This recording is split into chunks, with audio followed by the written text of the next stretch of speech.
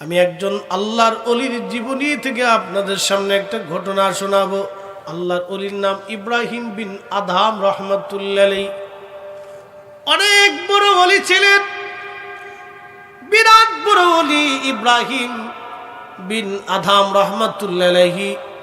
আজকে আমরা মুসলমান, আমাদের দেশের বহু মুসলমান আছে মসজিদের টাকা চুরি করে খায়। আল্লাহর বিরাট বড় একজন মকবুল ওলি ছিলেন হযরতে ইব্রাহিম বিন আদহাম রহমাতুল্লাহ আলাইহি। উনি খুব আল্লাহওয়ালা ছিলেন, দ্বীনহীন ছিলেন, একেবারে দুনিয়া বিরাগী ছিলেন। দুনিয়া বিরাগী না হলে আল্লাহর ওলি হওয়া সম্ভব না। বলে হুজুর কারণ কি? আপনাদের কাছকে বুঝাই। আমরা ফু দিলে পানি ওষুধ হয় না। আগের যুগের ওই যে আমাদের দেশের মুন্সি মোল্লা যারা ছিল, এলাকার মুন্সি সাহেব বলা হতো, এরা পানির মধ্যে ফু দিলে পানি ওষুধ হয়ে যাইতো। কি কথা কন ঠিক কিনা? এর পিছনে কারণ কি আমি আপনাদেরকে বুঝাই। আল্লাহ নবী বলেন উম্মত কিয়ামতের ৭২টা আলামত, তার ভিতরে একটা আলামত আমার উম্মত কেউ সুদ থেকে মুক্ত থাকবে না। উম্মতের মধ্যে সুদ থেকে কেউ মুক্ত হবে না। সারা বাংলাদেশ, সারা পৃথিবী এখন ব্যাংকিং পদ্ধতির কারণে সবাই কিন্তু ওই অর্থনীতির আওতার ভিতরে থাকে, কেউ আর ওই অর্থনীতির আওতার বাহিরে নাই। আগের মানুষ কৃষিকাজ করত, জমি জমা চষত, ওখান থেকে নিজের জমি থেকে নিজের ফসল হইতো, ওই ফসল তারা খাইতো, যার কারণে একবার আল্লাহকে ডাক দিল একবার কবুল হয়ে গেছে। এখন আপনাদেরকে বলি, জবাব দিয়ে যাবেন। কেউ যদি ঘুষ খায়, ওই ঘুষের টাকা দিয়ে গরুর গোশত খায়, ওই গরুর গোশত আর শুয়োরের গোশতের মধ্যে কোনো তফাৎ আছে? আস্তে কইলেন কে? একসাথে কর, জোরে কর। তফাৎ আছে? শুয়োরের গোশত খাইয়ে কেউ যদি কাবা শরীফে নামাজ পড়ে, নামাজ হবে? একসাথে বলেন, আরো জোরে বলেন, হবে? শুয়োরের গোশত খাইয়া কাবা শরীফে নামাজ পড়লে যেমন নামাজ হয় না, ঘুষের টাকা দিয়ে গরুর গোশত কিনে খাইয়া এইভাবে নামাজ পড়িয়া, তসবিহ পড়িয়া, জিকির করিয়া, তাহাজ্জুদ নামাজ পড়িয়া 4 পয়সাও কাম হবে না। কেউ যদি হারাম উপার্জন করিয়া এরপরে বাজান দেয় বিরাট বড় তসবিহ হাতে লইয়া 2-3 সিল্লে টিল্লে একবারে মাইরে টেরে দিয়া কোনো পীরের বাড়ি টাড়ি যাইয়া ঘুরে ফিরে আইসা, একবারে টুপি টাপি মাথায় দিয়া মক্কা শরীফ যাইয়া ঘুরে ঘুরে আইসা, একবারে প্রত্যেক 3 মাস অন্তর অন্তর ওমরায় যাইয়া, একবারে মসজিদের মধ্যে নামাজে রত হইয়া যাইয়া, এরপরে আপনার কি বলে গো, আপনার প্রত্যেক দিন সকালবেলা তাহাজ্জুদ নামাজ পড়িয়া, ফজরের নামাজ পড়িয়া তসবিহ লইয়া রাস্তা বেড়া ঘুরে ঘুরে আমার বসুন্ধরা মাঝে মধ্যে দেখা যায় ঘুরে গাইরে জিকির আজগার কইরা, এরপরে সারাদিন যদি তসবিহ টিপে ইল্লাল্লাহ আল্লাহ আল্লাহ সুবহানাল্লাহ আলহামদুলিল্লাহ জিকির করে, আল্লাহর কসম করে বলি পেটের মধ্যে হারামের খাবার থাকা অবস্থায় একটা আল্লাহ শব্দ আল্লাহর দরবারে কবুল হবে না। ওই রিক্সাওয়ালা ভালো যে সারাদিন ফ্যাক্টরি মিলে 1000 টাকা রুজি করিয়া আলু ভর্তা আর ডাল ভাত দিয়ে খাইয়া সারাদিন পরে একবারও যদি আল্লাহকে আল্লাহ বলে ডাক দেয়, তুই আল্লাহ এক ডাকেই কবুল হয়ে যায়।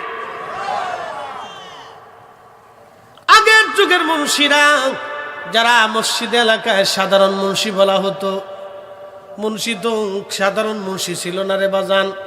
মুন্সি সাহেবের কাছে পানি পড়া নিয়ে আসছে, যা আমাদের চাচি দাদিরা বলতো, যা মুন্সি দাদার কাছ থেকে পানি পড়া নিয়ে আয়। দৌড়াই গেছি, মুন্সি দাদা পানি পড়া দাও। কি হয়েছে? মার পেট ব্যথা, ছোট ভাইয়ের পেট ব্যথা, ওই দাদির অসুস্থতা, জ্বর হয়েছে। মুন্সি সাহেব পানির মধ্যে কি যেন পরে ফু মারছে, ওই পানি খাওয়ার পরে আল্লাহ রোগ নিরাময় করে দিছে। কথা কন ঠিক কিনা? বলে হুজুর আগের মুন্সির কেরাত ছিল কেমন জানেননি? আলহামদুলিল্লাহি রাব্বিল আলামিন আর রহমানির রহিম মালিকি ইয়াউমিদ্দিন ইয়াকা নাবুদু।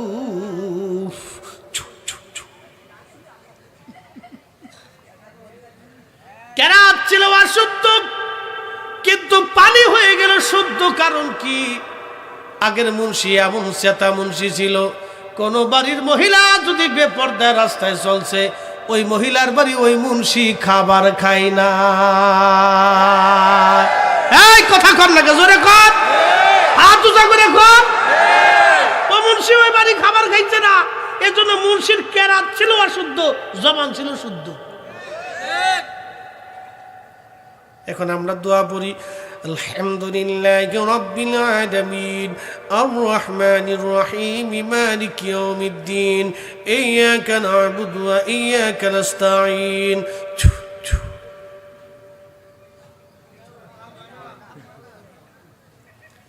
কারণ কি কেরাতের শুদ্ধতা আছে, কিন্তু মুসলমানের জবান অশুদ্ধ হইছে। হযরত ইব্রাহিম বিন আদহাম রাহমাতুল্লাহি আলাইহি, ওনার সঙ্গী ওনার একজন খলিফা ছিল, ওনার সাথী, তার নাম ছিল ইব্রাহিম বিন আশআস। খুব মনোযোগ দিয়েন, উনি বলতেছিলেন, আমরা হুজুরের সঙ্গে রওনা হলাম এক জিহাদের ময়দানে, কাফেরদের দিকে রওনা। তখন আমরা সমুদ্র পার হতে হবে, আরব সাগর। সমুদ্র পার হওয়ার জন্যে ওই যে বর্তমান ফিলিস্তিন, এরপরে তিউনিসিয়া, বর্তমান ফিলিস্তিনের গাজা শহর থেকে বলা হতো ইস্পাহান, এই ইস্পাহান থেকে এবং তিউনিসিয়া থেকে আলেকজান্দ্রিয়া, যেটা মিশরের রাজধানী, কায়রো থেকে 300 মাইল দূরে বন্দর নগরী সমুদ্রের পারে। এই আলেকজান্দ্রিয়া থেকে প্রায় 7, 8, 9টা যুদ্ধ জাহাজ নিয়ে তারা রওনা দিলেন। কিন্তু তারা যে জাহাজে যাবেন, পয়সা করি নাই। ইব্রাহিম বিন আদম রাহমাতুল্লাহি আলাইহির খলিফা বলতেছেন, আমরা 4-5 জন দিনহীন, কোনো পোশাক আদি নাই তেমন, আমরা গরিব সুরতে আল্লাহর পথের প্রতীক ছিলাম।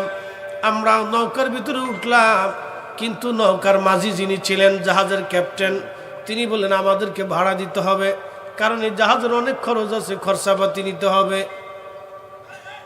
হযরত ইব্রাহিম বিন আদহাম রাহমাতুল্লাহি আলাইহির সাথী বললেন, আমরা চললাম জাহাজে, কিন্তু পয়সা করি নাই। চিন্তা করলাম কিভাবে তার এই দেনা মেটাবো। কিন্তু তখন ইব্রাহিম বিন আদম রাহমাতুল্লাহি আলাইহি কোথা থেকে যেন ঘুরে আসে, তিনি টাকা জোগাড় করে ওই মাঝিকে দিয়ে দিলেন, ক্যাপ্টেনকে দিয়ে দেওয়ার পরে বহুদূর নদী সাগর অতিক্রম করার পরে বিরাট বড় একটা তুফান শুরু হয়ে গেল। এই তুফানে আমরা সবাই দোয়া কালাম পড়তেছিলাম, আর আমি দেখলাম ইব্রাহিম বিন আদম রাহমাতুল্লাহি আলাইহি চাদর মোড়া দিয়ে ঘুমাইতেছে, তার কোনো চিন্তা নেই। ইব্রাহিম বিন আদম চাদর মোড়া দিয়ে ঘুমায়। একজন আল্লাহর বান্দা দৌড়ায় এসে ইব্রাহিম বিন আদমকে ঘুম থেকে জাগায় বললেন, ও আল্লাহর বান্দা, মানুষ জাহাজে তুফানে জাহাজের মধ্যে ডুবে মরার উপক্রম হইছে, আর তুমি এখনো ঘুমা, উঠে দোয়া কালাম পড়ো। তুফানে বললে মানুষ বিরাট বড় দোয়া কালাম পড়ে, দেখবেন বিরাট বড় তুফান যখন শুরু হয়ে যায়, যার ঘর নরমাল আছে, ঘরের পাশে দাঁড়ায় দাঁড়ায় লা ইলাহা ইল্লাল্লাহ সুবহানাকা ইন্নী কুনতু মিনাজ জালিমিন, লা ইলাহা ইল্লাল্লাহ সুবহানাকা ইন্নী কুনতু মিনাজ জালিমিন। জ্বর শেষ হয়ে যাওয়ার পরে খুঁটিটা শক্ত আছিল রে, কত বড় সিটার, চিন্তা করে।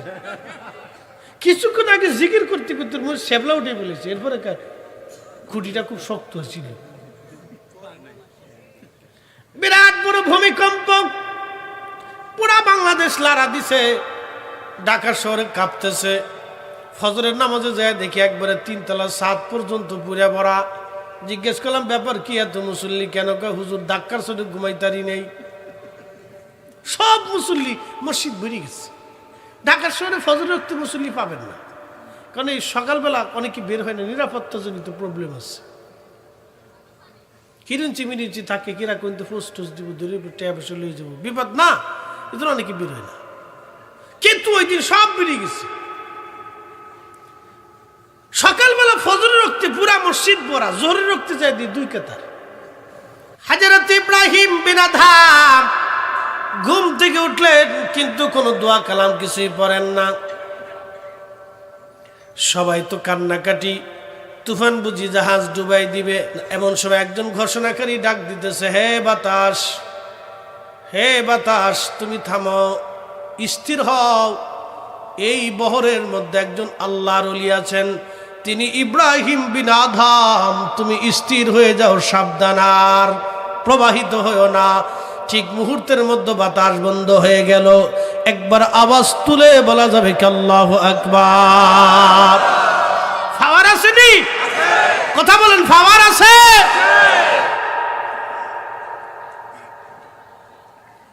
তুফান বন্ধ হয়ে গেল। ইমাম জৌজি আজ থেকে 900 বছর আগের কিতাবে লিখতেছে,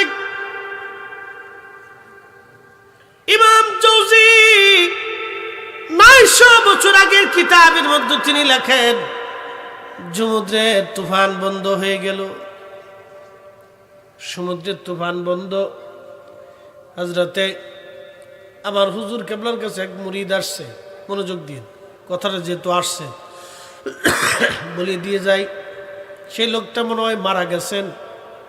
একদিন আমার পাশে বসে বলতেছে, ভাইজান আমার জীবনের একটা ঘটনা আমি শোনাই। আমি বললাম বলেন। সে লোকটা খুব দাড়ি ছিল, সুন্দর, মাথায় সবসময় সাদা টুপি পরতো, খুব নামাজি ব্যক্তি। আগের যুগের মুরিদ তারা ফাঁক ফোক করছিল না। এখনকার মুরিদের ভিতরে ফাঁক ফোক করা আছে। আগের মুরিদের মধ্যে কোনো চালাকি ছিল না। এখনকার কিছু কিছু মুরিদরা চালাকি করবার চায়। আল্লাহ অলির দরবারে চালাকি চলে। কথা কর না কেন? চলে, কাজ হবে না। কিন্তু চালাকিতে কিন্তু পার সুযোগ নেই। ওনার নাম ছিল ইমান ভাই, জনাব ইমান ভাই। তিনি বলতেছেন, ভাইজান আমি জাহাজের ক্যাপ্টেন ছিলাম, জাহাজের আমি ইঞ্জিনিয়ার ছিলাম। মাছ ধরার জাহাজ যেগুলি সমুদ্রের মধ্যে গভীরে মাছ ধরার জন্য যায়, ওই জাহাজে আমরা মাছ ধরার জন্য চলে গেলাম। অনেক বড় ঝড় তুফান, বিপদ আপদ আসে। একদিন আল্লাহর ওলি আমার হুজুর কেবলার কাছে বললাম, হুজুর জাহাজের মধ্যে বিরাট বড় বিপদ, ঝড় তুফান আসে, হুজুর গো আমি কি করব? আল্লাহর ওলি মুস্কি হাসি দিয়ে বললেন, বাবা মুজাদ্দেদের সন্তান পানিতে ডুবে না। নাচতে হয়ে গেছে, আরো জোরে বলেন, আরো জোরে। কিন্তু সন্তান সন্তানের মতোই তুই, সিটারও লইতো না। ইমান ভাই বলতেছেন, ভাইজান আমি কথা বলার পরে চলে গেলাম। বহুদিন পরে ঝড় উঠে আসলো। সিগন্যাল পাইতে পাইতে আমরা পাইলাম বটে, কিন্তু কিনারে এসে সারতে পারি নাই। বিরাট বড় তুফানের কবলে পড়ে গেলাম। ক্যাপ্টেন থেকে শুরু করে বন্ধু বান্ধব যারা ছিল সবাই উপর থেকে আমার ইঞ্জিন কভারে আসছে। এসে বলতেছে, ইমান রে লাইফ জ্যাকেট তোরে দিলাম, সব উপরে চলে আয়, ইঞ্জিন কভারে তোর থাকতে হবে না। আমরা বাঁচলে একসঙ্গে বাঁচলো, মরলেও একসঙ্গে মরব। আমি ডাক দিয়ে তাদেরকে বললাম, ভাই আমি ইঞ্জিন কভারেই থাকবো, যদি আমি মরি তো এখানেই মরব, যদি বাঁচি আমি এখানেই বাঁচবো। এত বড় তুফান থেকে আজ বাঁচা। তখন আমি চিন্তা করতেছিলাম, আমার মুর্শিদ আমাকে বলছে, বাবা মুজাদ্দেদের সন্তানকে আল্লাহ পানিতে ডুবাই না। একবার জোরে বলা যাবে কি মারহাবা? আমার ফরিদপুরের সেবাই, ওনার নিজের জবান থেকে শুনছি, উনি বলতেছেন, ভাইজান বিরাট বড় তুফান শুরু হয়ে গেছে, জাহাজ একবার উপরে উঠে আবার নিচে। আমার বমি এসে গেল, সহ্য করতে পারতেছিলাম না, পানির বিরাট বড় আঘাত। বমি করলাম, অজ্ঞান হয়ে গেলাম। আমি যখন হুশ ফিরল, হুশ ফিরার পরে আমি দেখলাম আমি চট্টগ্রামে আপনার ওই যে হসপিটালের মধ্যে আছে, আমার বন্ধু বান্ধবরাও আছে। জিজ্ঞেস করলাম কি করে বাঁচছি? ওরা জবাব দিল যে কেমনে যে বাঁচছি এটাও আমরাও বলতে পারি না, আমরাও অজ্ঞান ছিলাম। একসাথে বলবেন না সুবহানাল্লাহ? বলে আমরাও অজ্ঞান, কি করে বাঁচছি বলার কোনো উপায় আমাদের নাই। জাহাজ ডুবে নাই, ঢেউয়ের তালে তালে জাহাজ যিনি বাঁচাইলেন, একবার জোরে বলেন সেই মালিকের নাম কি?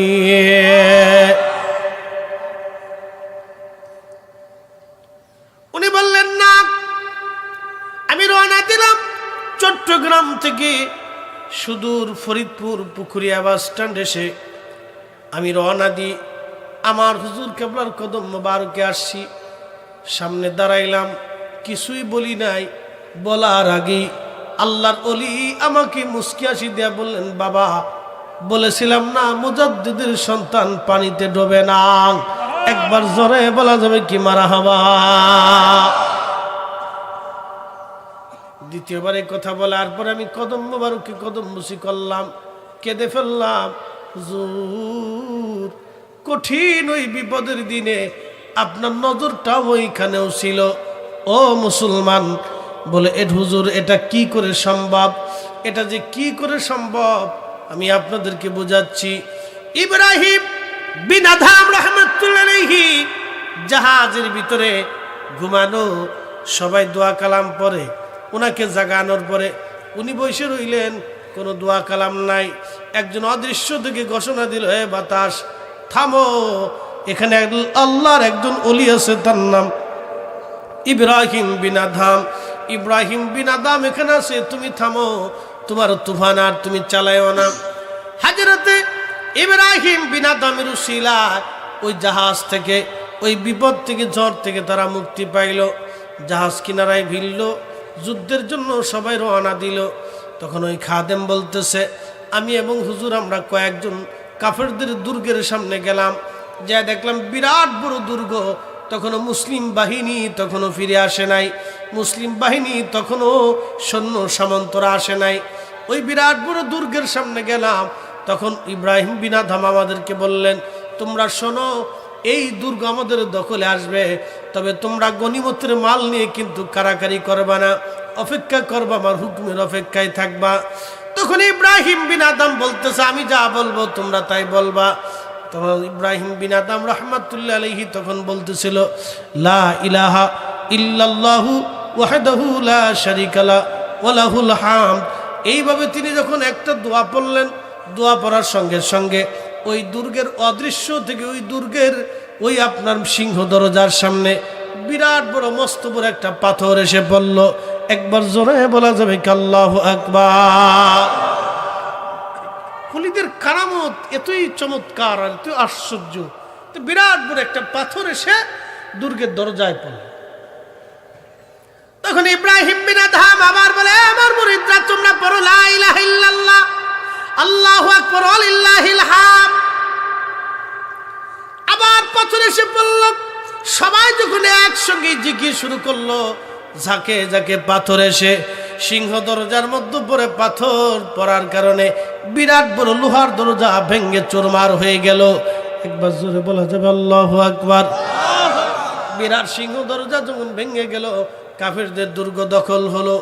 হায় হায়, আপনি একটু চিন্তা করেন তো, হযরত ইমাম জৌজি 900 বছর আগে তার কিতাবের মধ্যে লেখেন, হযরত ইব্রাহিম বিন আদহামের জিকিরের কারণে অদৃশ্য থেকে আমার আল্লাহ পাথর নিক্ষেপ করলেন।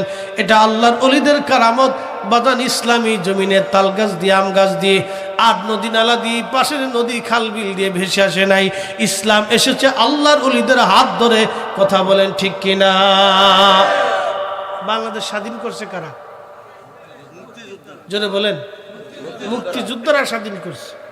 যখন যুদ্ধ করছিল তখন যুদ্ধ করার সময় কি নিজের মায়া না দেশের মায়া?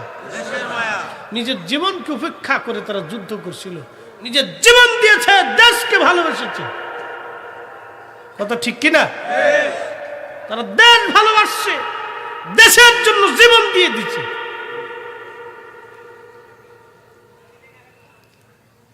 দেশের জন্য তারা জীবন দিচ্ছে, দেশকে ভালোবেসে তারা জীবন দিয়ে দেশের জন্য মানচিত্র করে দিয়েছে, আমাদের জন্য রাস্তা করে দিয়ে গেছে। একটা স্বাধীন সার্বভৌম দেশ আমাদেরকে উপহার দিয়েছে। মনোযোগ দিয়েন, মুক্তিযোদ্ধারা দেশের শ্রেষ্ঠ সন্তান, এতে কোনো সন্দেহ নাই। আমরা যে যে দল করি না কেন, মুক্তিযোদ্ধারা কোনো দলের না, মুক্তিযোদ্ধারা হলো দেশের সম্পদ, দেশের সন্তান। তাদের যুদ্ধের কারণে আজ আমরা স্বাধীন বাংলা পাইছি। যুদ্ধ কি জিনিস আজকে হামাস ফিলিস্তিনের মুক্তিকামী বাহিনী ওরা জানে যুদ্ধ কি জিনিস। কি কথা বলেন ঠিক কিনা? আজকে যারা ফিলিস্তিনের পক্ষে জালিম দখলদার ইহুদিদের বিরুদ্ধে যারা যুদ্ধ করতেছে, আমি মনে করি বর্তমান পৃথিবীর সবচাইতে শ্রেষ্ঠ সন্তান তারা। মুসলমানদের শ্রেষ্ঠ সন্তান, যারা বাইতুল আকসার জন্য যারা লড়াই করে যাচ্ছে, হাত উঁচা করে বলেন ঠিক কিনা? সেন্ট মার্টিন যে দ্বীপটা আপনি দেখেন, 400 বছর আগে কিন্তু এই দ্বীপ ছিল না। এটা ছিল পানির 3 ফিট নিচে, সমুদ্রের 3 ফিট নিচে ছিল। 400 বছর আগে এই বঙ্গে একটা ভূমিকম্প হয়েছিল। ওই ভূমিকম্পের কারণে সেন্ট মার্টিন দ্বীপটা 3 ফিট উপরে এসে আরো 3 ফিট উপরে এসে, মানে 6 ফিট উপরে চলে আসছে। একসাথে আল্লাহু আকবার বললেন না? মানে আপনারা এমন মনে করতেছেন যে আমরা ধাক্কায় উপরে উড়ান যাইব, সিস্টেম আছে। 18 কোটি মানুষ যদি চেষ্টা করে সেন্ট মার্টিন দ্বীপ ধাক্কায় নিচে নামানো যাবে না? বুঝে যান। সেই সেন্ট মার্টিন দ্বীপ 3 ফিট সমুদ্রের উপরে যিনি উঠাইছেন, সে মালিকের নাম কি? আল্লাহ। একসাথে বলেন কে? কে? যে আল্লাহ 3 ফিট পানির উপরে, সমুদ্রের উপরে, নিচ থেকে 6 ফিট উপরে ধাক্কায় ভূমিকম্প দিয়ে একটা বিরাট বড় দ্বীপ উঠাইতে পারে। 100 বছর পরে বাংলাদেশের মতো আরো 10টা দেশ বঙ্গোপসাগর, ভারত সাগরের ভিতরে আল্লাহ আবার ধাক্কা দিয়ে উঠাই দিতে পারে। কি কথা কর না কেন? পারে না? দুনিয়া ছেড়ে একদিন আমরা সবাই কবরে চলে যাব, কিছুই নিয়ে যাওয়ার সুযোগ নাই। কিন্তু 2টা জিনিস আমাদের নেওয়া লাগবে। 1 নম্বর ঈমান, 2 নম্বর আমল। 1 নম্বর ঈমান, 2 নম্বর আমল। এই 2টা জিনিস আপনাকে অবশ্যই নেওয়া লাগবে। আল্লাহর কোরআন বলতেছে ইন্নাল্লাযীনা আমানু ওয়া আমিলুস সলিহাতি উলাইকা হুম খায়রুল বারিয়া জাযাউহুম ইনদা রাব্বিহিম জান্নাতু আদনিন তাজরি মিন তাহতিহাল আনহারু খালিদিনা ফিহা আবাদা।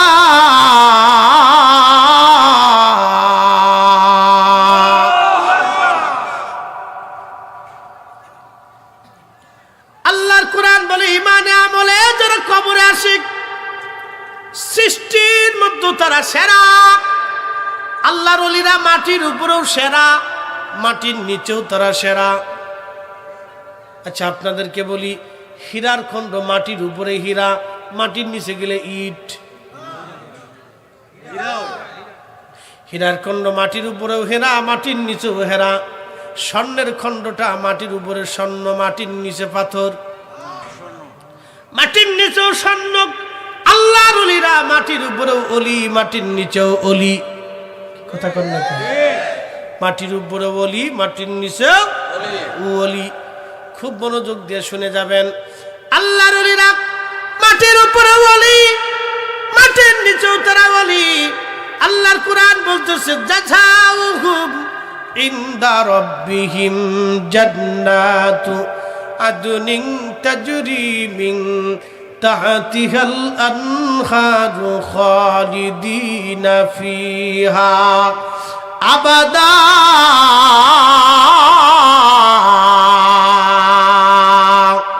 কোন ভাষায় বললে যে আপনারা বুঝবেন? বলছিলাম আল্লাহর ওলিরা মাটির উপরে ওলি, মাটির নিচে ওলি। মুক্তিযোদ্ধারা এই জমিন দখল যা স্বাধীন করলেন যুদ্ধ করে, নিজের জীবন বাজি উপেক্ষা করে। কিন্তু দেখেন আজকে অনেকে ওলিদের বিরুদ্ধে চারণ করে। মনোযোগ দিবেন, ইসলাম এই জমিনে শাহজালাল রহমতুল্লাহ আনছেন আজ থেকে 800 বছর আগে। খুব মনোযোগ দেন, কথা শুনে যাবেন। আজ দলিলা দিল্লা দিব না, আর সিএসবিএসিএসে একবারে খতিয়ান দাগ নাম্বার সহ বলে দিয়ে যাব। এত দলিল লাগবে না, আজকে বাংলা দলিল দিয়ে যাই, আরবি দলিল আরেক দিন দেবো, আজকে বাংলা মেরে দিয়ে যাই। বাঙালি জাতি বাংলায় কথা বলি, বাংলায় ওয়াজ করি, বাংলায় দলিল আজকে দিয়ে যাব, সারা জীবন মনে রাখবেন। হযরত শাহজালাল ইয়ামানি মুজাররিদি তিনি আসছিলেন ইয়ামান থেকে রওনা দিলেন। তার মামার নাম সৈয়দ কবির আহমদ রহমতুল্লাহ আলাইহি। তিনি আওলাদে রাসূল, নবীর বংশের সন্তান, হাসানি ওয়াল হুসাইনি। আমাদের দেশে অনেকে দাবি করে আমরা আওলাদে রাসূল, কিন্তু বিড়ি টানে। এই কথা কর না, জোরে কর না, শরম পাইতেছেন? আওলাদে রাসূলকে আবার বিড়ি টানে। যে বেটা বিরিটি না আওলাদে রাসূল দাবি করে ওরে কায়দা মতো সে একবারে বাটাম চালান মারতে হবে। ও আওলাদে রাসূল না, নবীর রক্ত কোনোদিন বিড়ি টানতে পারে না, হারাম খাইতে পারে না। তারা পুত পবিত্র রক্তের অধিকারী, তাদের ঈমান ও রক্তের অধিকারী, তারা কালব জিন্দা। কথা কন্যাকা ঠিক কিনা? কষ্ট হচ্ছে? ওয়াজ করলে কি লাভ, শুনলে কি লাভ হবে?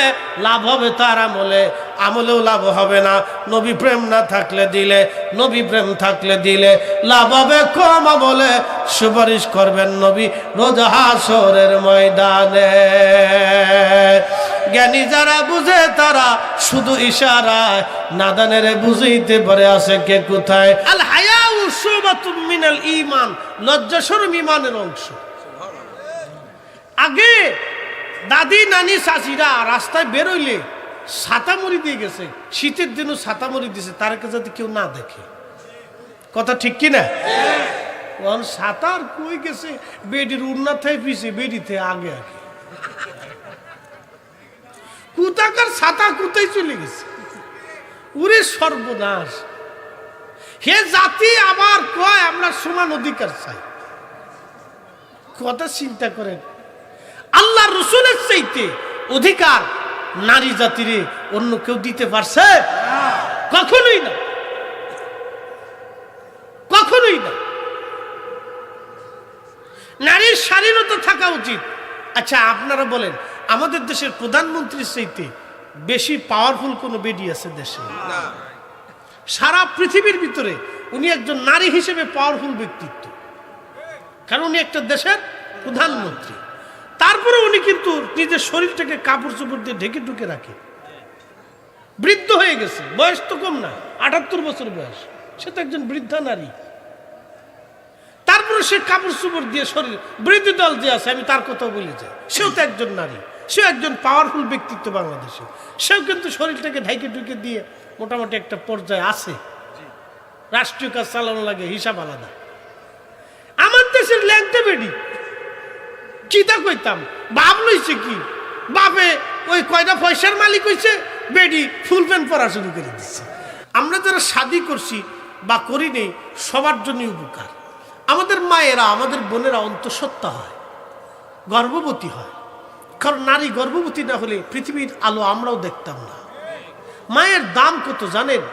মা সন্তুষ্ট হলে সন্তান জান্নাতে যাবে, মা অসন্তুষ্ট হলে সন্তান মক্কার ইমাম হলেও জান্নাত হবে না। আল্লাহু আকবার! না না, আরো জোরে বলেন আল্লাহু আকবার! মা খুশি হইলে সন্তান রিকশাওয়ালা হলেও জান্নাতের ফেরদাউসের জান্নাতে চলে যাবে। আর মা যদি বেজার হয়, সন্তান মদিনার মসজিদের ইমাম হলেও জান্নাত নসিব হবে না। হাই হাই, কি একবারে দারুণ কথা! খুব মনোযোগ দিয়ে আমার মা বোনেরা, যুবক বন্ধুরা, আপনারাও শুনে যান। নারী গর্ভবতী হয়, পেটে বাচ্চা আসে, ডাক্তাররা বারবার বলে আপনার ঠান্ডা লাগানো যাবে না। যদি ঠান্ডা লাগে তাহলে এই বাচ্চা প্রসব হওয়ার পরে বাচ্চার ঠান্ডার সমস্যা আসবে, নিউমোনিয়া হতে পারে, অথবা হাঁপানি হতে পারে, ঠান্ডাজনিত রোগ তার হবে, আর এগুলি সারবে না। ওই মেয়েটাকে তখন ডাক্তাররা পরামর্শ দেয়, আপনি ওই খান, কি বলে আপনার ওই পুষ্টিকর খাবার, ছোট ছোট মাছ খান, সবজি বেশি খান, ফল ফ্রুট বেশি খান, পুষ্টিকর খাবার বেশি খান, যাতে আপনার বাচ্চার হৃষ্টপুষ্ট হয়, আপনার রক্ত ঠিক থাকে, আপনার স্বাস্থ্য ঠিক থাকে। এই জন্য ডাক্তাররা ভালো ভালো খাবার খায়। মহিলাকে বলেন আপনি নির্দিষ্ট টাইমে ঘুমাবেন। আর সবাইকে বলা হয় নারীরা গর্ভবতী হলে তার যত্ন সেবা করা লাগে। মনোযোগ দিয়ে কথাগুলি শুনবেন। নারী ভালো খাইলে যদি বাচ্চার খাওয়া হয়, নারী ভালো ঘুমাইলে, মা ভালো ঘুমাইলে যদি বাচ্চার ঘুম হয়, মা সুস্থ থাকলে যদি বাচ্চার সুস্থ থাকা হয়, তাহলে সারা রাত্র মা পেটে বাচ্চা নিয়ে টেলিভিশন দেখলে বাচ্চার টেলিভিশন দেখা হয়। আজকে শিখে দিয়ে যায় এর ভিতরে বাচ্চা লই রাত বুড়ে ইষ্ট চলছে মারতেছে, আর চিন্তা করতেছে আমারে বাচ্চা ভবিষ্যতে বলি আল্লাহ হবে। কি কথা কর না, যে বেডি এই বাচ্চা ফেটে নিয়ে স্টার জলসা দেখে, হাতে যদি স্বপ্ন দেখে আমারই ফুলা বলি আল্লাহ হইব। মা অসুস্থ হলে যদি বাচ্চা অসুস্থ হয়, তাহলে মা বেপর্দা অবস্থায় সন্তান পেটে নিয়ে ঘুরলে আর ফেসবুক আর ইউটিউব আর ওই আপনার কি বলে নাটক সিনেমা দিকে সময় কাটাইয়া এইগুলি করলে ও বাচ্চাও নাটকওয়ালা হবে, ওই মেয়েটাও বেপর্দা হয়ে যাবে। কি কথা কর না কেন? এই জন্য হুজুর গাউসে পাক মহিউদ্দিন আব্দুল কাদের জিলানী রাহমাতুল্লাহ আলাইহি মায়ের পেট থেকে 18 পারা কোরআনের হাফেজ হয়ে দুনিয়াতে আসছে শুধু মার কারণে। মার কারণে মা ওলি বাচ্চা ওলি, মা ওলি বাচ্চা ওলি, মা আল্লাহর ওলি বাচ্চা আল্লাহর ওলি। কথা কন না কেন? এখন আজকে থেকে আপনারা যারা বিয়ে করছেন, বাচ্চা পেটে আসার পরে আপনার বিবিরে বেপর্দা করে দিবেন আর সারা রাত্র বলে স্টার জলসা দেখাবেন, সারা রাত করে ফেসবুক দিয়ে দিবেন, খালি দেখেন দেখো দেখো দেখো, খুব ভালো করে দেখো। আগের যুগে নারীরা গর্ভবতী হলে মা চাচিরা বলতো যে কোরআন শরীফ পড়ো, নামাজ পড়ো, জিকির ফিকির করো, কারণ বাচ্চা প্রসব হওয়ার সময় একটা মা মারাও যেতে পারে। কোনো মহিলা যদি বাচ্চা প্রসবকালীন মারা যায় তো ইসলামে তার মর্যাদা কি, তার কি বেনিফিট আসবে, সে কি বেনিফিট পাইল? অন্য ধর্মের কোনো বেনিফিট নেই। অন্য ধর্ম মোতাবেক একটা গর্ভবতী মা মরে গেলে তার কোনো বেনিফিট নেই, কিন্তু ইসলাম বাচ্চা দুনিয়াতে থাকলেও বেনিফিট, যদি মা মারা যায় তো তার বেনিফিটটা কি? যখন কোনো নারী গর্ভবতী অবস্থায় ওই অবস্থায় বাচ্চা প্রসবকালীন সময় মারা যায়, তাহলে আল্লাহ রাসূল বলতেছেন ওই নারীকে আল্লাহ শাহাদাতের মওত নসিব করে দেয়। সুবহানাল্লাহ। ও নারী মরতে দেরি হবে তো জান্নাতে যাইতে দেরি হবে না? একসাথে বলবেন না আল্লাহু আকবার। সে মারা যাইতে দেরি হবে, জান্নাতে যাইতে দেরি হবে না।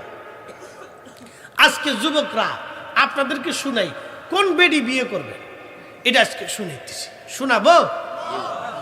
পুলাপন তো খালি টিকটক বেডি পছন্দ করে, ওকার চিন্তা হলো যে বেডি টিকটক বেডি বালা, তো বালা লয়ে থাকো, আমি তো বালা না, তুমি বালা লয়েই থাকো, অসুবিধা নেই। কিন্তু বুঝাইতেছি কোন নারী বিয়ে করতে হবে, কোন নারী সংসারে আসলে সংসার সুন্দর হবে। আজকে একটা ঘটনা দিয়ে শুনাই। হযরত ওমরের নাম শুনছেন আপনারা? তো হযরত ওমর রাদিয়াল্লাহু তাআলার আদত ছিল সারা রাত ঘুরে ঘুরে ঘুরে ঘুরে ঘুরে ঘুরে উনি দেখতেন কে খায় কে খায় না, কে ঘুমায় কে ঘুমায় না, কার কি অসুবিধা আছে। মনোযোগ দিয়ে, আমাদের দেশে অনেকেই কোটি কোটি টাকা খরচ করে নির্বাচন করে, নির্বাচন আসলে এমপি চেয়ারম্যান মেম্বার মিনিস্ট্রি এডে সেডে গোড়ার ডিম আগর ডিম বাগর ডিম যত কোয়ালিটি আছে, হ্যাঁ কোটি কোটি টাকা খরচা করে চিন্তা করে একটা চেয়ার পাবো, একটা আসন পাবো, একটা মেম্বার হবো, চেয়ারম্যান হবো, উপজেলা চেয়ারম্যান হবো, আরও অনেক কিছু। এইগুলির লেগে তারা চিন্তা করে যে আমরা এইগুলি হব। কিন্তু একজন চেয়ারম্যান কত কত জায়গা আছে 2-3 কোটি টাকা খরচা করে একটা চেয়ারম্যান ইলেকশনে। কেন খরচা করে? সে একটা চেয়ারম্যান হবে, নাম হবে চেয়ারম্যান সাহেব, এই সাহেব সেই সাহেব, অনেক কিছু। আমি তাদেরকে পরামর্শ দিই, ভাই রে দুনিয়ার একটা চেয়ারের তো আপনার দরকার, কিন্তু এই 2 কোটি টাকা আপনি খরচা করছেন একটা চেয়ারের জন্য, আপনি অনেক সময় জিতেন না, ঠকেও যান, আবার অনেকে জিতেও, সেটা জিতুক ঠকুক সেটা পরের হিসাব, ওটা আল্লাহর কাছে। তা আমি আপনাদেরকে একটা পরামর্শ দিই, যারা কোটি কোটি টাকা খরচা করে নির্বাচন করিয়া মানুষের এই চেয়ারের আশা একটা আসনের জন্য সম্মানের জন্য চেষ্টা করে, আমি আমার এই ভাইকে বলতেছি, ভাই সম্মানের যদি দরকার হয় এই 2 কোটি টাকা এইভাবে খরচা না করিয়া আমার এই উপজেলা কালীগঞ্জে গাজীপুরে আশেপাশে বহু মা আছে, দেখবেন ইট ভাঙ্গে, সারাদিন পরিশ্রম করে ইট ভেঙে 500 টাকা রুজি করে, মা তার বাচ্চাটারে ওই ইটের পাশে বসায় দুধ পান করায়, বসায় নিয়ে থাকে, হত দরিদ্র গরিব। ও বন্ধু, আপনার যদি চেয়ারের দরকার হয় ওই 2 দিন আল মাহাদিন তোমরা আমার সুন্নত মানবে, আমার সুন্নত মানার পরে আমার খুলাফায়ে রাশিদিনের সুন্নত মানবে। হযরত ওমর সারা রাত্র ঘুরে ঘুরে দেখতেন। একদিন হযরত ওমর এক বদু এলাকায় পল্লীতে চলে গেলেন। হযরত ওমর চলে যাওয়ার পরে বেদুইন এলাকায় গভীর রাত দেখলেন মিঠু মিঠু করে আলো জ্বলে। হযরত ওমর চিন্তা করলেন ব্যাপার কি, এত রাত্রিবেলা আলো জ্বলে কেন? হযরত ওমর কাছাকাছি গেলেন, যাওয়ার পরে ওই ঘরের পিছনে দাঁড়াইলেন।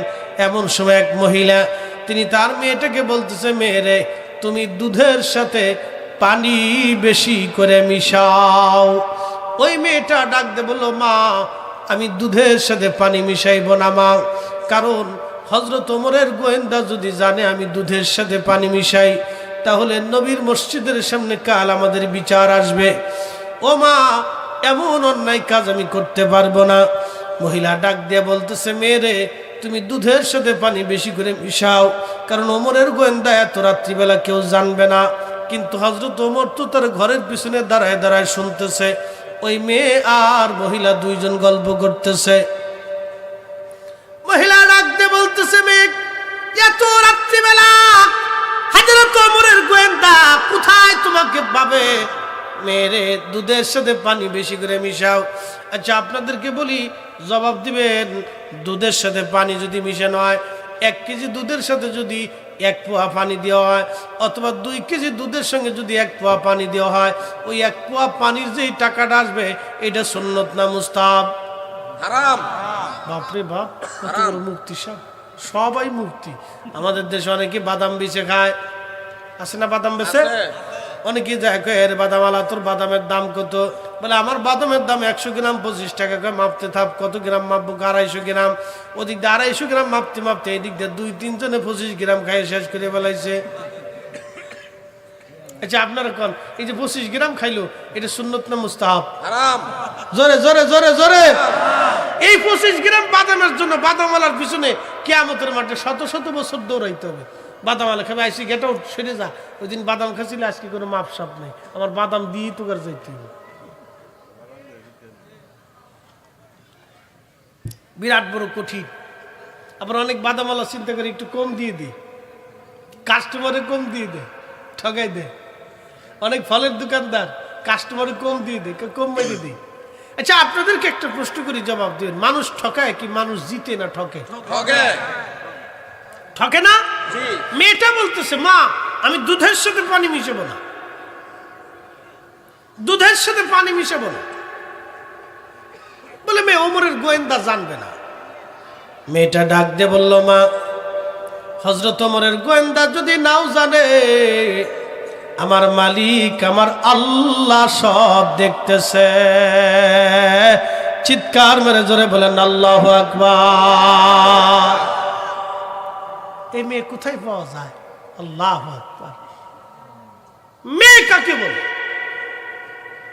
মা আধার রাত্রিবেলা ওমরের গোয়েন্দা আসবে না জানি, কিন্তু আমার আল্লাহ দেখতেছে, আমি দুধের সাথে পানি মিশাবো না। হযরত ওমর গোলামকে বললেন, আসলাম এই জায়গাটা চিহ্নিত করে রাখ, কালকে আমাদেরকে এখানে আসতে হবে। জায়গাটা, বাড়িটা চিহ্নিত করে রাখলেন হযরত ওমর। চিহ্নিত করে রাখার পরে হযরত ওমর রাদিয়াল্লাহু আনহু ফজরের নামাজ পড়ে গোয়েন্দা পাঠাই দিয়ে বললেন, যান খোঁজ খবর নিয়ে আসেন ওই বাড়ির কে বা কারা আছে। খোঁজ নিয়ে জানা গেল ওই পুরুষ লোকটা মারা গেছে। ওই মহিলা কোন রকম দুধ বিক্রি করে সংসার চালায়। হযরত ওমর সবকটা ছেলেকে ডাক দিলেন, ও আমার সন্তানরা, বলো কে বিয়ে করবা, বলো কে বিয়ে করবা। বড় ছেলে আব্দুল্লাহ ইবনে ওমর রাদিয়াল্লাহু আনহু বলেন, আব্বা জান আমি তো বিয়ে করছি, আমার স্ত্রীর আর প্রয়োজন নাই, আপনি মেজো জনকে বিয়ে দিয়ে দেন, সে তো বিয়ে করে নাই। মেজো ছেলেটাকে বলা হলো, বেটা আমি ওমর তোমার জন্য একটা মেয়ে পছন্দ করেছি, আমার পুত্রবধূ হিসেবে। মেয়েটা এত বড়ই আমানতদার, অন্ধকার রজনীতে মায়ের হুকুমেও দুধের সাথে সে পানি মিশাই নাই, ওই মেয়েটাই ওমরের পুত্রবধূ হিসেবে চাই, তুমি কি বলো? ছেলে জবাব দিল, আব্বা জান আপনার পছন্দই আমার পছন্দ, একবার জোরে বলা যাবে কি মারহাবা। মেয়ে কোথায় ছেলে বিয়ে দিতে হবে হযরত ওমর থেকে শিখে যান। এই মেয়ের পরবর্তী প্রজন্ম কে ছিল জানেন? আজকে ইতিহাস শুনাই। এই মেয়ের গর্ভে আর একটা মেয়ে হইল হযরত ওমরের নাতি, নাতির গর্ভে আর একটা মেয়ে হইল পুতি। এই পুতির গর্ভে একটা ছেলে হলো, সেই ছেলের নাম ওমর ইবনে আব্দুল আজিজ, ইসলামের প্রথম মুজাদ্দিদ। একসাথে বলবেন আল্লাহু আকবার। ইসলামের প্রথম মুজাদ্দিদের জন্ম হয়েছিল দুধ বিক্রি করাওয়ালা মেয়ের গর্ভে, তার রক্তে। ফল ভালো হইলে গাছ ভালো হয়, মনে রাখবেন এটা। মেয়ে কোথায় বিয়ে দিবেন, আত্মীয়তা কোথায় করবেন, এটা বুঝে যায়। এবার মেয়ে কোথায় বিয়ে দিবেন এটা বুঝাই দিয়ে যায় না? কষ্ট হইতেছে আপনাদের? যুবক ভাইরা, কোথায় বিয়ে করবেন এটা বুঝাই দিয়ে যাচ্ছে আজকে। শ্বশুর বাড়ি খালি মাল দেখেন না, চিন্তা করে শ্বশুর বাড়ি গেলে কি পরিমাণে পাবো ও ধান্দা করেন না।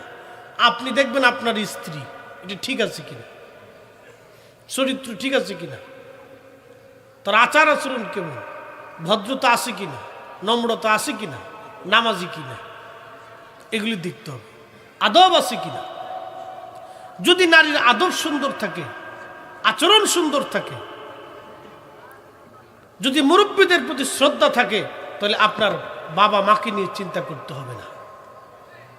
যদি আমানতদার হয়, তাহলে আপনার মা রেখে যাবেন, বাবা রেখে যাবেন, সে আমানত ঠিক রাখবে, এটা মনে রাখতে হবে।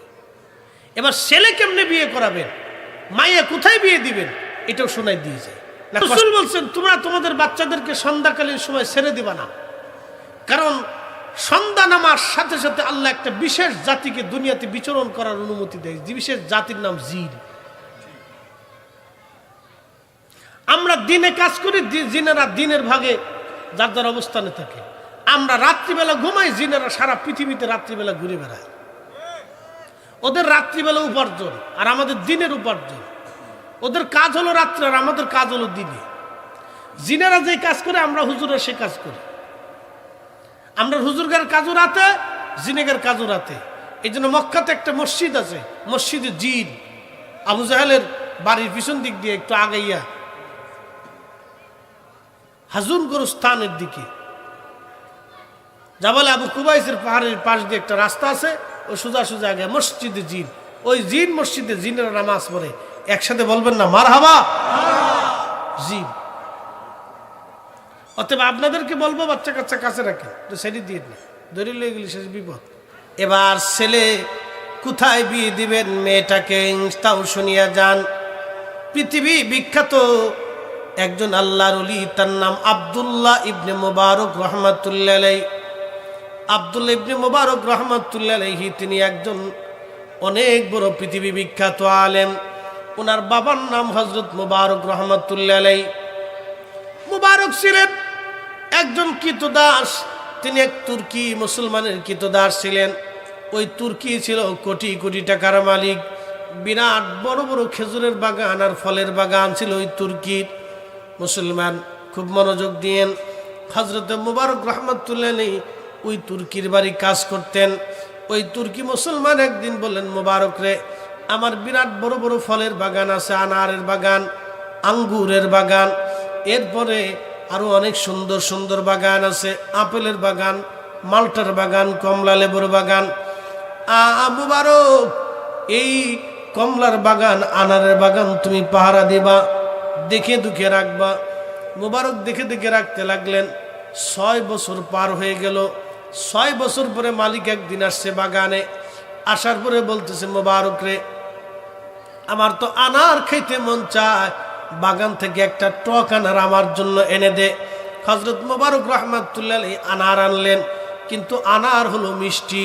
মালিক ডাক দে বলে, না মুবারক, তুই যে আনার আনলি, চাইলাম টক, আনলি মিষ্টি, কারণ কি? হযরত মুবারক রহমাতুল্লাহ আলাইহি ডাক দে বললেন, মালিক, আমি কি করে জানবো কোনটা টক আর কোনটা মিষ্টি? বলে, কারণ কি? 6টা বছর ধরে তুই আনার পাহারা দিস, 6টা বছর ধরে বাগানে কাজ করিস, কোনটা টক কোনটা মিষ্টি তুই কি জানিস না? মুবারক ডাক দে বলল, মনিব, আপনি আমাকে বাগান পাহারা দিতে বলেছেন, কিন্তু আপনি তো আমাকে ফল খাইতে বলেন নাই। এই জন্য আজকে 6 বছর ধরে কোন একটা ফল আমি খেয়ে দেখি নাই, কোনটা টক আর কোনটা মিষ্টি। একবার জোরে বলা যাবে কি মারহাবা? যে নারী নামাজে পর্দায় থাকে, ও নারীকে আল্লাহ এমনি সুন্দর বানায় দেয়। পৃথিবীর সুন্দর ছিলেন হযরতে আম্মা জান সারা আলাইহিস সালাম। বর্তমান যে ফিলিস্তিনি যুদ্ধ হচ্ছে এই এলাকার নাম ছিল হারান। এই হারানের রাজকুমারী ছিলেন আম্মা জান সারা। এদেশের মানুষ আগে থেকেই সুন্দর, দেখবেন ওদের বাচ্চারা খুব সুন্দর সুন্দর বাচ্চা। আরে কিভাবে বোমা মেরে মেরে শেষ করে দিতেছে বাচ্চাগুলি, ফুলের মতো বাচ্চা দেখা যায়, সুন্দর সুন্দর বাচ্চা। আল্লাহু আকবার। তবে একটা কথা মনে রাখবেন, আজ বাইতুল আকসা আগেও মুসলমানদের, এখনো মুসলমানদের, আগামীতেও মুসলমানদের। যারা শহীদ হচ্ছে এই রক্ত কখনো বৃথা যাবে না, রক্ত কথা বলবে। কথা বলেন ঠিক কিনা? জালেমের জুলুম বেশি দিন টিকে না, চিরসত্য। ইসরায়েল নামক কোন রাষ্ট্র ওই ভূখণ্ডে কখনো ছিল না, ওটা থাকবেও না, নিশ্চিন্ত হবে। সুলতান সালাউদ্দিন গাজী আইয়ুবী, সুলতান গাজী সালাউদ্দিন আইয়ুবীর জন্ম হয়েছিল ইরাকের কুর্দিস্তানে। 200 বছর পর মুসলমান বাইতুল আকসা দখল করেছিল সুলতান গাজী সালাউদ্দিন আইয়ুবীর হাত ধরে। ও মুসলমান, ইতিহাস জানা লাগবে। সুলতান গাজী সালাউদ্দিন আইয়ুবী সেই বীর মুজাহিদ যিনি বাইতুল আকসাকে দখল করেছিলেন, শত্রু মুক্ত করেছিলেন।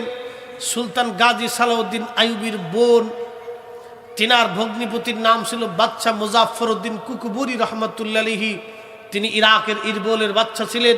শুনলে খুশি হবেন, পবিত্র ঈদ মিলাদুন নবীর মাহফিল তিনি রাজকীয়ভাবে বাদশা ইরবোলের বাদশা মুজাফফর উদ্দিন কুকুবুরি, তিনি সুলতান গাজী সালাউদ্দিন আইয়ুবীর আপন ভগ্নিপতি ছিলেন।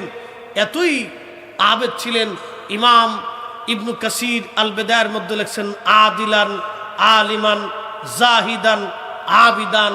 তিনি আবেদ ছিলেন, জাহেদ ছিলেন, আলেম ছিলেন, আদিল ছিলেন, ন্যায় বিচারক ছিলেন, এবং তিনি এমন একজন দুনিয়া বিরাগী ছিলেন।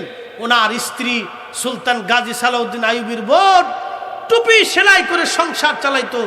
তারা মিলাদুন নবীর মাহফিল করেছে। এখন কেউ যদি মিলাদুন নবীর বিরোধিতা করে, ও সাথে আমাদের দেখার টাইম নাই। কথা কোন ঠিক না বেঠে? ওগুলি দেখার সময় আমাদের নাই। কে এসে কি ফতোয়া দিল ওটা দেখার টাইম নাই। বাইতুল আকসাকে যারা কাফের মুক্ত করেছিল তারা মিলাদুন নবী করেছে। একসাথে বলবেন না আল্লাহু আকবার। বাইতুল আকসাকে যারা কাফের মুক্ত করেছে সুলতান গাজী সালাউদ্দিন আইয়ুবী, তার আপন বোন ভগ্নিপতি, প্রত্যেক বছরে ইরাকের ইরবোলে মিলাদুন নবীর মাহফিলে 1 লক্ষ দিনার খরচা করতে, অথচ নিজে টুপি সেলাই করে সংসার চালাইতে। এত বড় আবেদ ছিলেন, এত বড় জাহিদ ছিলেন যে রাজকোষ থেকে 1 টাকাও বেতন নিতেন না। টুপি সেলাই করে যা আসতো ওটা দিয়ে খাবার কিনে খাইতেন। অথচ একজন বাদশা, এত বড় আশিক রাসূল, আইম্মে কেরাম তার নামের আগে লিখছেন আদিলান জাহিদান আবিদান আলিমান। মোহতারাম উপস্থিতি, তারা মিলাদুন নবীর মাহফিল করছে। এখন কেউ এসে এটাকে বেদাত ফতোয়া দিলে ওইগুলি দেখার টাইম আমাদের নাই। কি কষ্ট হইতেছে আপনাদের? একসাথে বলবেন না আল্লাহু আকবার। ওই একজনে নদীর ঘাটে গেছে গোসল করার জন্য, হাত মুখ ধোয়ার জন্য, খুব সকালবেলা ফজরের নামাজের সময়। তো একজন তাহাজ্জুদ নামাজ পড়ে তিনি অজু করার জন্য পুকুরের ঘাটে গেছে দক্ষিণ মোড়ায়। তো হ্যাঁ অজু করতেছে, আর একটাই সারা রাত চুরি করিয়া উত্তর মোড়ায় গেছে হাত মুখ ধোয়ার লেগে। সোরে কয়, এই আবেদে কয়, আল্লাহ ভাবছিলাম আমি একাই তাহাজ্জুদ পড়ি, তখন দিয়ে আল্লাহর বান্দা আরেকজন তাহাজ্জুদ পড়ার লেগে আইছে, অজু টুজু করার লেগে আইছে। সোরে কয়, আল্লাহ ভাবছিলাম আমি চোর, দিয়ে চোর আর একটা হয়েছে। তো চোরের চিন্তা চোরের মতো। কি কথা কন না কেন? চোরের চিন্তা চোরের মতো, আবেদের চিন্তা আবেদের মতো। فَمَن يَعْمَلْ مِثْقَالَ ذَرَّةٍ خَيْرًا يَرَهُ। না একসাথে বলবেন আল্লাহু আকবার। وَمَن يَعْمَلْ مِثْقَالَ ذَرَّةٍ شَرًّا يَرَهُ।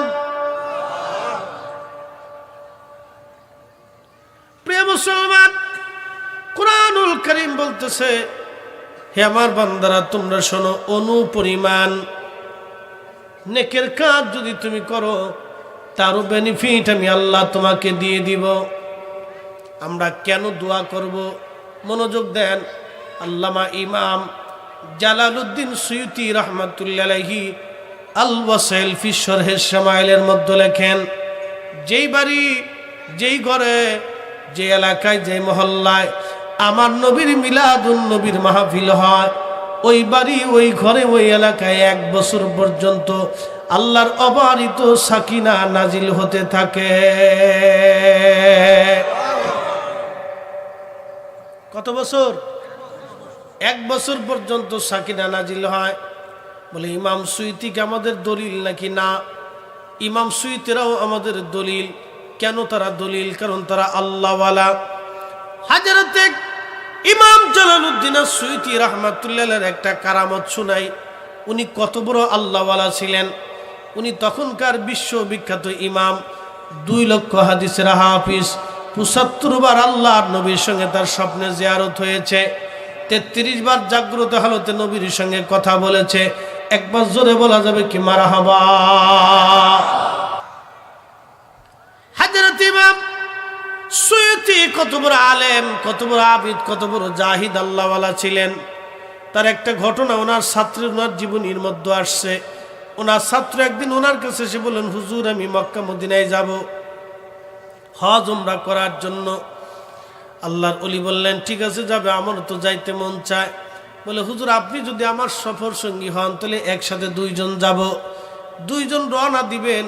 তুমি ইমাম সুয়ুতি বললেন, বেটা তাহলে তুমি এশার নামাজের পরে আমার মসজিদে আসবে, এশার নামাজ পড়বে, এশার নামাজের পরে আমরা রওনা হব, রেডি হব, প্রস্তুতি নেব। ছাত্র আসছে, এশার নামাজ পড়লেন হুজুরের সাথে জামাতে। মিশরের কায়রো, বর্তমান যেখানে আল আজহার বিশ্ববিদ্যালয়ের পাশেই ওনার বাড়ি ছিল। একসাথে জোরে বলা যাবে কি মারহাবা? বর্তমান যেখানে আল আজহার বিশ্ববিদ্যালয়, এখানে ওনার মাজার শরীফ। হযরত ইমাম সুয়ুতি রাহমাতুল্লাহি আলাইহি উনি এত বড় আবিদ ও জাহিদ ছিলেন।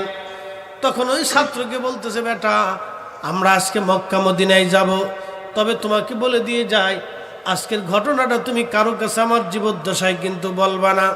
বলে আচ্ছা হুজুর ঠিক আছে। বলে শোনো, আমরা এসব পরে রওনা দিব, তুমি আমার হাত ধরবা, চক্ষু বন্ধ করবা। আমি যখন হাঁটতে থাকবো 2 জন চোখ খুলতে বলবো, তখন তুমি চোখ খুলবা। সাবধান, চোখ খুলতে না বললে কিন্তু তুমি চোখ খুলবা না। আর এর ভিতরেই তুমি আমি 2 জন জিকির করতে থাকবো। হযরতে ইমাম সুয়ুতি রাহমাতুল্লাহি আলাইহি ছাত্র বলতেছেন, আমি হুজুরের হাত ধরলাম, হুজুর আমার হাত ধরল, 2 জন পথ চলতে লাগলাম, আমি চক্ষু বন্ধ করে আসি। কিছু সময় পরে আল্লাহর ওলি ডাক দিয়ে বলেন, বেটা চক্ষু খুলো। চক্ষু খুলে দেখলাম আমরা হারাম শরীফে মাকামে ইব্রাহিমের সামনে দাঁড়াই রইছি। না না হয় না, আরো জোরে বলেন আল্লাহু আকবার। পাওয়ার আছে? কথা কন না, পাওয়ার আসেনি? উনি মিলাদ শরীফের পক্ষে কিতাব লিখছেন, হুসনুল মাকাসিদি ফি আমালিল মাউলিদ। এখন কেউ যদি বলে আমি ওনার চাইতে বেশি বুঝি, আমি বিরাট বড় মুফতি সাহেব, তাহলে মুফতি সাহেবকে আগে প্রমাণ দিতে হবে যে আপনি ইমাম সুয়ুতির চাইতে বড় আলেম। তাইলে আমরা ফতোয়া মানবো, নতুবা ওই সমস্ত ফতোয়া আমরাও এই ছেড়ে ফেলে দিব। ওগুলি মানার টাইম আমাদের নাই। কি কথা কন না কেন? সুপ্রিম কোর্টে যেটা রায় হয়, ম্যাজিস্ট্রেট কোর্টে এটার কোনো ভ্যালুই নেই। তো আইম্মে ইকরাম, আল্লাহর আউলিয়া যারা, তারা যে বিষয়ের উপরে রায় দিয়ে গেছে, ওই বিষয়ে আমার দেশের কোনো স্যাংটা ফ্যাংটা লাফালাফি করলে ওগুলো আমরা 1 সেকেন্ডের জন্য পাত্তা দিবই না। কি কথা কন না কেন? ঠিক কিনা? পাত্তা দেওয়ার টাইম আমাদের নাই। সোজা হিসাব কথা, বাকি ঝুঁকি নেই। মনোযোগ দিয়ে। তো ইমাম সুয়ুতি রাহমাতুল্লাহি আলাইহির ছাত্র বলতেছে, আমরা কাবা তাওয়াফ করলাম, উমরার উদ্দেশ্যে তাওয়াফ হলো, তারপর সাফা মারওয়া তাওয়াফ হলো। এরপরে হুজুর আমাকে বললেন, বেটা মদিনায় কি যাবে? বলে হ্যাঁ। রাত্রিবেলা কাবার চত্বরে, তখন তো এত মানুষ ছিল না, তখন কিন্তু এখনকার মতো এত মানুষ না, খুব অল্প সংখ্যক মানুষ।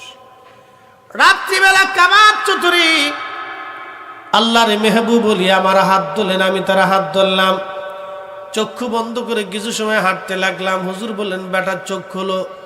চোখ খোলার পরে দেখলাম আমি মসজিদে নববীর সামনে হুজুরকে নিয়ে দাঁড়ায় রয়েছি। একবার জোরে বলা যাবে কি আল্লাহু আকবার?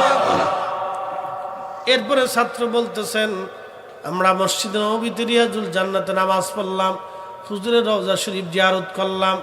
মদিনায় জিয়ারত শেষ করার পরে হুজুর বলল বেটা মিশর কি ফিরে যাবা? আমি বললাম হ্যাঁ হুজুর মিশর ফিরে যাব। মিশর থেকে কাবা আসলাম, কাবা থেকে মদিনা, মদিনার থেকে মিশরে যাব। তখন হুজুর বললেন বেটা হাত ধরো, চক্ষু বন্ধ করো। হাত ধরলাম, চক্ষু বন্ধ করার পরে কিছু দূর হাঁটার পরে দেখলাম আমরা হুজুরের মসজিদের সামনে মিশরের কায়রোতে দাঁড়াই রয়েছি। একবার জোরে বলা যাবে কি মারহাবা? এই বলেন পাওয়ার আছে? এই আওয়াজ তুলে বলেন পাওয়ার আছে?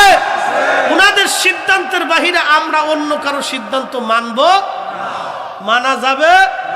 শাহজালালের কথা বলছিলাম, 800 বছর আগে ইসলাম আনছে। কত বছর আগে? 800 বছর আগে যে ইসলাম আনছে শাহজালাল রহমাতুল্লাহ আলাইহি যদি এইভাবে নামাজ পড়তেন তাহলে 800 বছর ধরে এদেশের কোটি কোটি মুসলমান এভাবেই নামাজ পড়তো, বুকে হাত বেঁধে নামাজ পড়তো। কি কথা কন না কেন? ঠিক কিনা? ওই বলছিলাম বাংলা দলিল আজকে দিয়ে যাবে, তো বাংলা দলিল আজকে দিয়ে যায়, বুঝে যাবেন। জ্ঞানী যারা বুঝে তারা শুধু ইশারায়, নাদানেরে বুঝাইতে পারে আছে কে কোথায়। জ্ঞানীর মতো জ্ঞানী হলে অল্প কথাই বুঝে, কচুর মতো কচু হলে অল্প জালেই সিজে। আল্লাহর ওলি শাহজালাল রহমাতুল্লাহ আলাইহি যদি 800 বছর আগে বুকের উপরে হাত বেঁধে নামাজ পড়তেন তাহলে এদেশের 18 কোটি মুসলমান বুকের উপরে হাত বেঁধে নামাজ পড়তো। শাহজালাল রহমাতুল্লাহ যদি 8 টাকার তারাবি পড়তেন এদেশের কোটি কোটি মুসলমান 8 টাকার তারাবি পড়তো। শাহজালাল রহমাতুল্লাহ যদি 1 রাকাত ভিতরে নামাজ পড়তেন এদেশের কোটি কোটি মুসলমান 1 রাকাত ভিতরে নামাজ পড়তো। শাহজালাল রহমাতুল্লাহ যদি নামাজের পরে দোয়া বন্ধ করে দিতেন তাহলে এদেশের মুসলমান দোয়া বন্ধ করে দিত। তার মানে বোঝা গেল শাহজালাল ইসলাম যেটা আনছে আমরা সেটাই মানব। আজকে নতুন করে বুকের উপরে হাত বেঁধে তারাবির নামাজ 8 রাকাত বানাইয়া আমার মসজিদ আমার সমাজে যারা ভেজাল বাঁধাইছে এরাই হলো শয়তানের দালাল। এই জোরে বলেন, জোরে বলেন, হাত উঁচু করে বলেন ঠিক কিনা? হ্যাঁ ওরা ঠিক নাই শাহজালাল ঠিক? কে ঠিক? যদি ওরা কয় না আমাদেরটা ঠিক তাহলে বলবো শাহজালাল রহমাতুল্লাহ আলাইহি ওই সুরমা নদী জায়নামাজ দিয়ে পার হয়েছে। তোমরা শায়েকরা যদি এত বড় ঠিক হয় তাহলে শীতলক্ষা নদীর পারে আইয়া জায়নামাজ বিছিয়ে দোয়া কালাম করে ফু দিতে কর, ফু দিয়ে তারপরে তোমরা এই জায়নামাজ দিয়ে শীতলক্ষা পারাও। আমরা কালীগঞ্জের যা আছি সব বিনা দলিলে তোমার কথা সব মাইনে নিব। আর যদি তোমরা না পারো তাহলে কিন্তু বাটাম চালান আজকে আর কালীগঞ্জের মাটিতে পড়বে না, সব পিঠের উপর যায় পড়বে। কথা খারাপ করছি ভাই? এত দলিলের দরকার কিন্তু জাগা মতো দলিল দি। ওই চুয়াডাঙ্গা গেছিলাম মাঝে মধ্যে বলি তো লোকেরা দাও বলে হুজুর আগামী বছর আবার আসতাম। না গত বছর এক হুজুর আনছিলাম 3 দিন তফসির করছে, লাস্টে দোয়াটা করবে হেতাও কাকে এইটাও বেদাত, খালি বেদাত বেদাত করে শিক্ষের পেরিয়ে গেছে। লাস্টে যে দোয়াটা করবে এইটাও বেদাত। আমি বললাম ওই হুজুরে আবার দাওয়াত করতে হবে। না আর জীবনে করতে হবে না, আপনারা বুঝতেছেন না। হুজুরে আবার দাওয়াত করে আনবেন, আইনে সুন্দর করে 3 দিন তফসির করাইয়া লাস্টের দিনে একবার গরম করে 1 কাপ চা খাওয়াই ফল ফ্রুট খাওয়াই গাড়ির ভিতরে উঠাই দিয়ে লম্বা একটা সালাম দিয়ে বলবেন হুজুর আগামী বছরের জন্য প্রস্তুতি নেন, আমরা আগামী বছর আবার আপনার তফসির শুনবো, আপনার আসতেই হবে, কিন্তু মামা দিবেন না। মামা চিনছেন নি আপনারা? মামা মামা মামা দিন না। তখন মামা যখন না পাবে তখন কি ব্যাপার সভাপতি সাহেবকে দাওয়াত দিল কে, কমিটির কারা আছে, আমার এত দূর থেকে আসছি ঢাকা থেকে একটু বিদায় দেয় পথ খরচ হাদিয়াটা দিয়ে কই, তখন আপনারা বলবেন যে হুজুর বেয়াদবি নিয়েন না। রসুলের কোনো সাহাবী এবং আল্লাহর নবী ওয়াজ করে কোনোদিন টাকা নেয় নাই, টাকা দেয় নাই।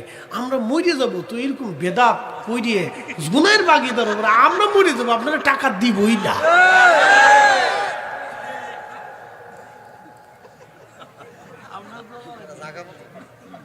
চিন্তায় আমিও আছি, আজকে বলে যে কি করে আল্লাহ জানে। ও ফতোয়া পেয়ে গেছে, লাস্টে আমারই পাশ দিয়ে দেখি না।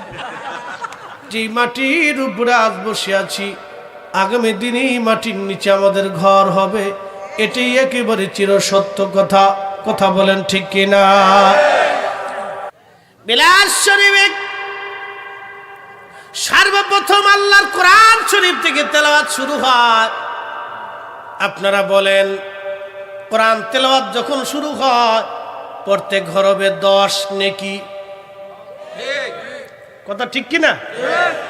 10 নেকি করে কি রেজাউলে দিবে না ফরিদি সাহেব দেবে? কে দিবে? কথা কন। কোরআন শরীফ দিয়ে চালু হয়। বলেন, কোরআন কার কালাম? যখন আল্লাহর কালাম তেলাওয়াত করা হয় তখন স্মরণ হয় কার? জিকির শুরু হয় কার?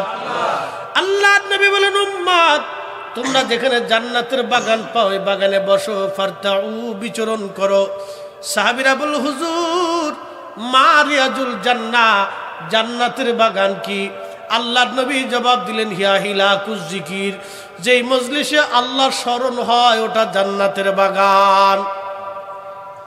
তার মানে কোন মজলিসে যখন কোরআন তেলাওয়াত শুরু হয়ে যায় ওটা দুনিয়ার আর সাধারণ জায়গা থাকে না রে মুসলমান, ওটা জান্নাতের বাগান হয়ে যায়। তার মানে মিলাদ শরীফ যখন শুরুই হয় তখন থেকে এটা জান্নাতের বাগান। উনি জান্নাতের বাগান দেখলো না, উনি বেদাত দেখে। এরপরে নবীর দুরূদ চালু হয়, শুরু হয়। আপনারা বলেন, আল্লাহুম্মা সাল্লি আলা সাইয়্যিদিনা মাওলানা মুহাম্মদ। এই যে দুরূদ শরীফ শুরু করলাম, সর্বপ্রথম ডাকটা কারে দিছি? আল্লাহ। যখন আল্লাহর ডাক শুরু হয়ে 10 জন মুসলমান একসঙ্গে আল্লাহকে ডাক দিল, আপনারা বলেন এই জায়গা কি আর সাধারণ জায়গা আছে না? জান্নাতের বাগান। তো বেদাত খালি চোখে দেখতেছে, জান্নাতের বাগান দেখে না। আল্লাহর কোরআন বলতেছে, ফামাইয়ামাল মিসকালা যাররাতিন খায়রান ইয়ারা। যদি বান্দা অনুপরিমাণ নেকের কাজ করো আমি আল্লাহ তাও তোমাকে বেনিফিট দিয়ে দিব। ওমাইয়ামাল মিসকালা যাররাতিন শাররান ইয়ারা।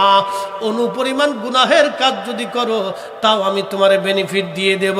এর অর্থ হলো গুনার কাজ যত ছোট হোক করব না, নেকের কাজ যত ছোট হোক ছাড়ব না।